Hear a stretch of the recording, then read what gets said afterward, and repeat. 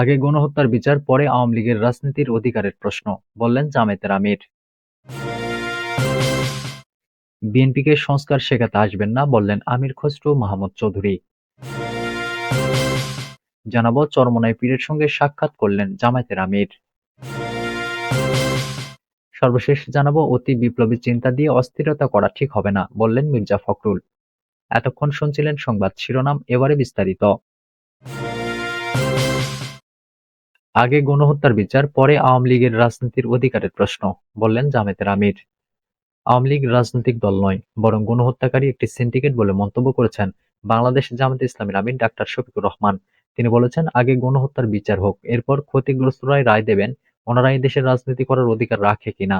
মঙ্গলবার বিকেলে বরিশাল নগরের হেমায়েতুদ্দিন কেন্দ্রীয় ঈদগাহ ময়দানে জামায়াতে ইসলামী বরিশাল মহানগর ও জেলা শাখার কর্মী সম্মেলনে প্রধান অতিথির বক্তব্যে এসব কথা বলেন ডাক্তার শফিকুর রহমান। জামায়াতের আমির বলেন, মুসলিম, হিন্দু, খ্রিস্টান, বৌদ্ধ সহ সব ধর্মের মানুষ মিলেমিশে বাংলাদেশে আমরা যুগ যুগ ধরে বসবাস করছি। আমাদের মাঝে ধর্মীয় ও সামাজিক সম্প্রীতি আছে। কিন্তু একটা গোষ্ঠী বাংলাদেশকে 23.5 বছর শাসন করেছে বিভিন্ন পর্বে। তারা এই বাংলাদেশকে এক থাকতে দেয়নি, জনগণকে টুকরা টুকরা করে বিভক্ত করেছে। মুক্তিযুদ্ধের পক্ষ বিপক্ষ, মেজরিটি মাইনরিটি বিভিন্ন ভাগে বিভক্ত করেছে। তিনি আরো বলেন, আমরা আমাদের সন্তানদের সঙ্গে কণ্ঠ মিলিয়ে রাস্তায় নেমেছিলাম ফ্যাসিজমকে বিদায় করার জন্য। 15.5 বছর আমরা দফায় দফায় আন্দোলন সংগ্রাম করেছি। ফ্যাসিজম বিদায়ে আমরা হয়তো ভিত রচনা করেছি, কিন্তু রাজনৈতিক আন্দোলনের মাধ্যমে আমরা বিদায় করতে পারিনি। শেষ আন্দোলনটা রাজনৈতিক ছিল না, ছাত্র যুব সমাজের একটা অধিকারের আন্দোলন ছিল। তারা কোটা সংস্কারের দাবি করেছিল, আর সরকার তাদের দমন করার জন্য হাতুড়ি বাহিনী পাঠিয়েছে। ওরা আমাদের ছেলেদের পিটিয়েছে, কলিজার টুকরা মেয়েদেরও পিটিয়েছে। এই অবস্থা দেখে একটি ছেলে বিদ্রোহী হয়ে উঠেছিল এবং বলেছিল, বুকের ভিতর অনেক ঝড়, বুক পেতেছি, গুলি কর। দুনিয়ায় মানুষের অধিকার আদায়ের জন্য অনেকেই মারা যায়, কিন্তু ডানা মেলে বুকে গুলিকে আলিঙ্গন করেছেন একমাত্র ব্যক্তি, আবু সাইদ। আমরা এ সন্তানের জন্য গর্বিত। জামায়াতের আমির বলেন, এত এত ঘটনা কেন ঘটলো? একটা দল ও একজন ব্যক্তির রাক্ষসে মানসিকতার কারণে এমনটা হয়েছে। তারা ক্ষমতার রাক্ষস, তারা অর্থের রাক্ষস। তারা দাম্ভিক ছিলেন, বড় অহংকারী ছিলেন। মানুষকে এবং বিভিন্ন দলকে তুচ্ছ তাচ্ছিল্য করেছেন। তারা মানুষ বলে কাউকে সম্মান করেননি। দুনিয়ার পাওনা তারা কিছুটা পেয়েছেন, কিছুটা বাকি আছে। যেহেতু তারা গণহত্যাকারী ব্যক্তি ও দল, সেই কারণে আমরা চাই গণহত্যাকারী ব্যক্তি ও দলের প্রত্যেকের ন্যায় বিচার হবে। গণহত্যার অভিযোগ মাথায় নিয়ে পালানো আসামিদের উদ্দেশ্যে ডাক্তার শফিকুর রহমান বলেন, বিদেশে যারা আছেন তাদের বলছি, সত্যি যদি দেশটাকে ভালোবাসেন তাহলে চলে আসেন, কি হয়েছে, অসুবিধা নেই। আপনাদের আমলে আমরা দফায় দফায় জেলে গিয়েছি, আমাদের কেমন রেখেছিলেন, এখন এলে আপনারা না হয় সেটি দেখার সুযোগ পাবেন।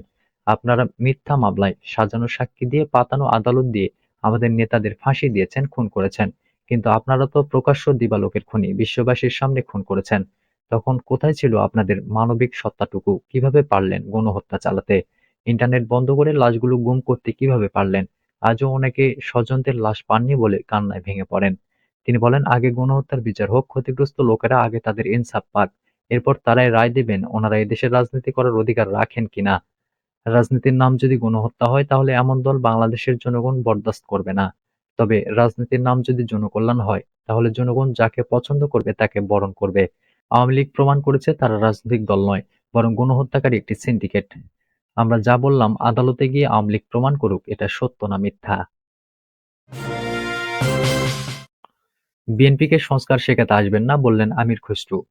বিএনপির জাতীয় স্থায়ী কমিটির সদস্য ও সাবেক বাণিজ্যমন্ত্রী আমির খসরু মাহমুদ চৌধুরী বলেছেন, বিএনপিকে সংস্কার শেখাতে আসবেন না। 1.5 বছর আগে যে 31 দফা দিয়েছে বিএনপি, তার মধ্যে সংস্কারের সবকিছু রয়েছে। তারও 6 বছর আগে দেশনেত্রী খালেদা জিয়া সংস্কারের কথা বলেছেন। তিনি বলেন, সংস্কার হতে হবে জনগণের মতামতের ভিত্তিতে। বর্তমান অন্তর্বর্তী সরকার যে সংস্কার কমিশন গঠন করেছে, তাদের প্রস্তাবনাগুলো জাতীয় সংসদে আলোচনা করবে তারেক রহমানের নেতৃত্বে বিএনপি সরকার। মঙ্গলবার যশোরে অনুষ্ঠিত খুলনা বিভাগের অর্থনীতি পুনরুদ্ধারে রাজনৈতিক অঙ্গীকার শীর্ষক মতবিনিময় সভায় প্রধান অতিথির বক্তব্যে এসব কথা বলেন তিনি। বিভাগের 10 জেলার ব্যবসায়ী নেতাদের অংশগ্রহণে স্থানীয় একটি অভিজাত হোটেলে অনুষ্ঠিত এই সভার আয়োজন করে Jessore chamber of commerce and industries. এতে সভাপতিত্ব করেন যশোর চেম্বারের সভাপতি মিজানুর রহমান খান। স্বাগত বক্তব্য দেন যশোর চেম্বারের সম্পাদক তানভীরুল ইসলাম সোহান। আমির খসরু মাহমুদ চৌধুরী বলেন, জাতীয় সরকার গঠন বিএনপির অঙ্গীকার। আগামী নির্বাচনে 300 আসনের মধ্যে 200 আসন পেয়েও বিএনপি যদি সরকার গঠন করে, তাহলেও জাতীয় সরকার গঠিত হবে। সবার সহযোগিতায় আগামীর বাংলাদেশের জনগণের আকাঙ্ক্ষা পূরণ করবে বিএনপি। তিনি বর্ধিত ভ্যাট ও কর প্রত্যাহারের দাবি জানিয়ে বলেছেন, পতিত ফ্যাসিস্ট সরকারের লুটপাটের বাজেট ছুঁড়ে ফেলে দিন। যতটুকু প্রয়োজন জনগণের স্বার্থে ততটুকু নিয়ে অন্তর্বর্তী বাজেট প্রণয়ন করুন। বিএনপির নীতি নির্ধারণী পর্যায়ের নেতা বলেন, এমনিতেই দ্রব্যমূল্যের ঊর্ধ্বগতিতে দেশের মানুষ দুরবস্থার মধ্যে রয়েছে। অনেক মানুষ দুবেলা দুমুঠো ঠিকমতো খেতেও পারে না। বর্ধিত ভ্যাট ও করের কারণে দেশের বিপুল সংখ্যক মানুষ দরিদ্র সীমার নিচে চলে যাবে। যদি একবার তারা দরিদ্র সীমার নিচে চলে যায়, তাহলে তাদের সেখান থেকে উঠিয়ে আনতে অনেক মূল্য দিতে হতে পারে। তাও সম্ভব হবে কিনা সন্দেহ। এ প্রসঙ্গে তিনি আরো বলেন, কর আদায় নির্ভর অর্থনীতি কখনো নির্ভরশীল হতে পারে না। অর্থনীতি নির্ভরশীল হয় ব্যবসা-বাণিজ্যের প্রসারের মাধ্যমে। ব্যবসায়ের যত প্রসার ঘটবে, কর তত বেশি জমা হবে। এজন্য অতিরিক্ত করের বোঝা চাপানোর দরকার পড়বে না। কিন্তু আওয়ামী লীগ ১৫ বছর সুবিধাবাদীদের রাজনীতিতে অন্তর্ভুক্তির মধ্য দিয়ে ব্যবসা-বাণিজ্যকে ধ্বংস করে দিয়েছে। এর পুনরুদ্ধারের গণতান্ত্রিক অর্থনীতি চালু করতে হবে। ব্যবসায়ী নেতাদের আলোচনার ভিত্তিতে সাবেক এই বাণিজ্যমন্ত্রী বলেন, দেশের সব চেম্বার থেকে ফ্যাসিবাদের দোসরদের বিতাড়িত করতে হবে। ফ্যাসিবাদের দোসরদের রেখে চেম্বারের গণতন্ত্রায়ন হবে না। তিনি প্রতিশ্রুতি দিয়ে বলেন, বিএনপি ক্ষমতায় এলে চেম্বার সহ সব ব্যবসায়ী প্রতিষ্ঠানে গণতান্ত্রিক পদ্ধতিতে নির্বাচনের মাধ্যমে নেতৃত্ব নির্বাচনের ব্যবস্থা করবে। এতে প্রতিষ্ঠানগুলোর সক্ষমতা বাড়বে। আমলাতন্ত্র বা সরকার তখন আর অযাচিত হস্তক্ষেপের মাধ্যমে কোনো ক্ষতি করতে পারবে না। এ প্রসঙ্গে আমির খসরু মাহমুদ চৌধুরী বলেন, জিয়াউর রহমান দেশের প্রতিটি নাগরিকের অর্থনীতিতে সমানভাবে অংশগ্রহণের সুযোগ করে দেওয়ার জন্য মুক্তবাজার অর্থনীতি চালু করেছিলেন। আগামীতে বিএনপি ক্ষমতায় আসার পর বিগত ১৫ বছর যেসব ব্যবসায়ী ফ্যাসিবাদের হামলা, মামলা, নির্যাতনের শিকার হয়েছে, ব্যবসায়িকভাবে ক্ষতিগ্রস্ত হয়েছেন, তাদের ব্যাপারে বিশেষভাবে পদক্ষেপ নেবেন। খুলনা বিভাগের অর্থনৈতিক উন্নয়নে আমির খসরু মাহমুদ চৌধুরী অঞ্চলভিত্তিক অর্থনৈতিক সমস্যা ও সম্ভাবনা নিয়ে আলোচনা অব্যাহত রাখার আহ্বান জানান। বলেন, এক অঞ্চলের অর্থনীতি দেশের অন্য অঞ্চলের অর্থনীতির সঙ্গে মিলবে না। প্রতিটি অঞ্চলকেই তার নিজস্ব অর্থনৈতিক পরিকল্পনা নিয়ে এগিয়ে যেতে হবে। চরমোনাই পীরের সঙ্গে সাক্ষাৎ করলেন জামায়াতের আমির। চরমোনাই পীর মুফতি সৈয়দ মোহাম্মদ রেজাউল করিমের সঙ্গে সৌজন্য সাক্ষাৎ করেছেন বাংলাদেশ জামায়াতে ইসলামীর আমির ডাক্তার শফিকুর রহমান। মঙ্গলবার দুপুর ১২টার দিকে জামায়াতের আমির ডাক্তার শফিকুর রহমান বরিশাল সদর উপজেলার চরমোনাই জামিয়া রশিদিয়া আহসানাবাদ মাদ্রাসা প্রাঙ্গণে যান। এ সময় তিনি গোটা মাদ্রাসা কম্পাউন্ড ঘুরে দেখেন এবং ইসলামী আন্দোলন বাংলাদেশের নেতাদের সঙ্গে কথা বলেন।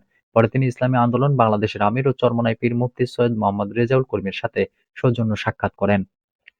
সাক্ষাৎকালে ইসলামী আন্দোলন বাংলাদেশের আমির ও চরমোনাই পীর মুফতি সৈয়দ মোহাম্মদ রেজাউল করিম সাংবাদিকদের বলেন, জামায়াতের আমির সহ অন্যান্য নেতারা চরমোনাইতে এসেছেন।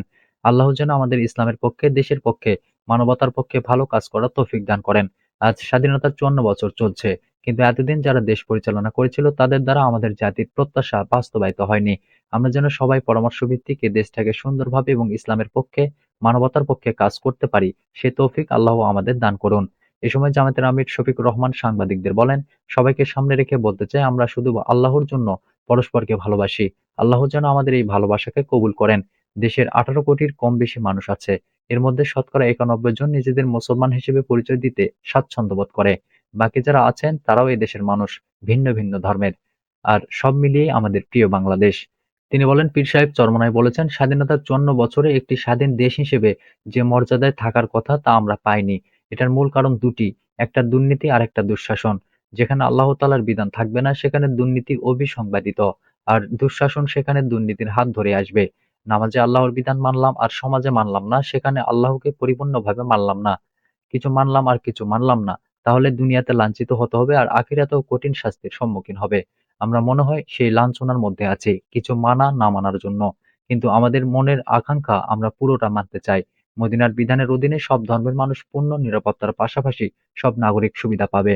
দুই দলের সম্পর্কের উন্নয়নের বিষয়ে প্রশ্ন করা হলে চরমোনাই পীর বলেন, আমরা আগে থেকে বলে আসছি ইসলামের পক্ষে যেন আমরা একটা বাক্স পাঠাতে পারি।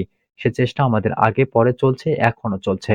তিনি বলেন, ৫৩ বছর পরে ৫ আগস্টে যে নতুন স্বাধীনতা পেয়েছি, এর মাধ্যমে ইসলামের পক্ষে একটি ভালো ক্ষেত্র তৈরি হয়েছে। সেই ক্ষেত্রে যদি সময় উপযোগী পদক্ষেপ না নিতে পারি, তাহলে এটা আমাদের জন্য অকল্যাণ এবং দুর্ভাগ্যের। এজন্য আমরা সবাই একত্রিত হয়ে দেশ গড়ার ক্ষেত্রে যেন কাজ করতে পারি, সেজন্য সবার দোয়া চাই। তিনি বলেন, রাজনৈতিক মাঠে যারা কাজ করে তাদের চিন্তার ব্যবধান থাকতেই পারে। আমরা ইসলামী আন্দোলন বাংলাদেশ মনে করি ১০০ জনের মধ্যে ৯২ জন মতো মানুষ মুসলমান এদেশে বাস করে। এখানে বাস্তবতা হলো ইসলামী নীতি আদর্শই রাষ্ট্রীয় পর্যায়ে বাস্তবায়িত হবে। কিন্তু আমরা দেখেছি অন্যান্য রাজনৈতিক স্বার্থান্বেষী মহল নিজেদের স্বার্থে এবং দলের স্বার্থে আমাদের সিঁড়ি হিসেবে ব্যবহার করে তারা মসনদে বসেছে। ইসলামের পক্ষে তাদের দ্বারা কোনো ভালো কাজ লক্ষ্য করিনি বা তারা করেনি। জাতির জন্য পায়নি, দেশের জন্য পায়নি। ইসলামী আন্দোলন বাংলাদেশের চিন্তা হলো আমরা কারো সিঁড়ি হব না, বরগাছাও হব না। আমরা নিজেরাই ইসলামের পক্ষে একটা শক্তি অর্জন করব এবং ইসলামী শক্তি নিয়ে বাংলাদেশের ক্ষমতার মসনদে থাকব। আমরা আর ব্যবহৃত হতে চাই না। আর দুই দলের বিষয়ে তিনি মন্তব্য করেন, বর্তমান পরিবেশে আমরা কাছাকাছি চলে আসছি বলতে পারেন। অতি বিপ্লবী চিন্তা দিয়ে অস্থিরতা করা ঠিক হবে না, বললেন মির্জা ফখরুল। অতি বিপ্লবী চিন্তাভাবনা নিয়ে সমাজে অস্থিরতা ও নৈরাজ্যের সৃষ্টি করা ঠিক হবে না বলে মন্তব্য করেছেন বিএনপির মহাসচিব মির্জা ফখরুল ইসলাম আলমগীর। মঙ্গলবার জাতীয় প্রেস ক্লাবে এক অনুষ্ঠানে তিনি এ মন্তব্য করেন। বিএনপি মহাসচিব মির্জা ফখরুল বলেন, এই মুহূর্তে সব পাল্টে দেব, এই মুহূর্তে দখল করব, এই মুহূর্তে সব অন্যায় দূর করব, এটা হয় না, ধাপে ধাপে যেতে হবে। বিএনপি মহাসচিব মির্জা ফখরুল বলেন, সরকার অনেকগুলো কমিশন করেছে, কিন্তু শিক্ষার সংস্কারে কোনো কমিশন হয়নি। এটা করা উচিত ছিল। মির্জা ফখরুল বলেন, শিক্ষা ব্যবস্থা ও শিক্ষা একদম শেষ হয়ে গেছে। প্রাইমারি থেকে বিশ্ববিদ্যালয়ের সব জায়গায় মান এত নিচে নেমে গেছে তা বলে বোঝানো যাবে না। অসংখ্য স্কুল ও কলেজ তৈরি হয়েছে যেখানে শিক্ষক নেই। শিক্ষা ঠিক না হলে সমাজের কোনো পরিবর্তন হবে না। ফখরুল বলেন, দেশে যে অস্থিরতা চলছে সেটি নিয়ন্ত্রণ করতে হলে ধৈর্য ধরে পা ফেলতে হবে এবং কোনো হঠকারিতা করা যাবে না। প্রয়োজনের সঙ্গে সঙ্গে ব্যবস্থা পাল্টায়। তিনি বলেন, আমাদের বাংলাদেশের অনেক সমস্যা, তবে সবচেয়ে প্রধান সমস্যা হচ্ছে আমাদের লেখাপড়াটা শেষ হয়ে গেছে। শিক্ষা ব্যবস্থা এবং শিক্ষা একেবারে শেষ হয়ে গেছে। প্রাইমারি স্কুল থেকে শুরু করে বিশ্ববিদ্যালয় পর্যন্ত শিক্ষার মান এত নিচে নেমে গেছে তা বলে বোঝানো যাবে না। বিভিন্ন এমপিওভুক্ত করে অসংখ্য স্কুল তৈরি হয়েছে এবং কলেজ তৈরি হয়েছে যেখানে কোনো শিক্ষক নেই, তবুও অনার্স মাস্টার্স স্কুলে বসে আছে।